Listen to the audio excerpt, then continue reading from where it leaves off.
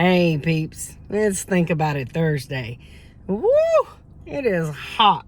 I mean hot in the RVA. We got that humidity going on.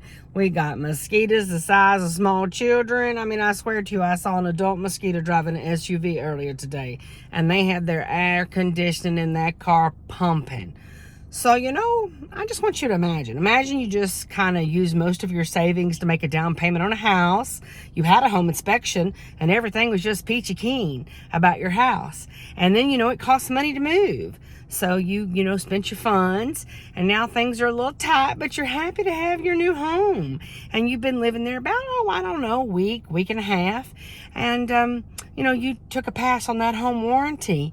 And, you're coming in from work today and your house is hot. I mean, smoking hot.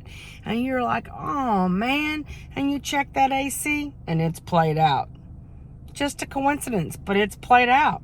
And so now you're wishing you would have bought that home warranty because you don't really have the funds to get the AC fixed. But you call a repair technician and sure enough, you're going to need a whole new system. About $6,000 or $7,000 if you're lucky. But you know what? Maybe you had a really savvy realtor that convinced you that home warranty will pay for itself, and you really did purchase one. And you woke up from that nightmare of being in that hot, hot house in this hot, hot summer, and you got your AC fixed, or you got it replaced, and that home warranty paid for itself. So all I'm asking you to do is think about it. Peace.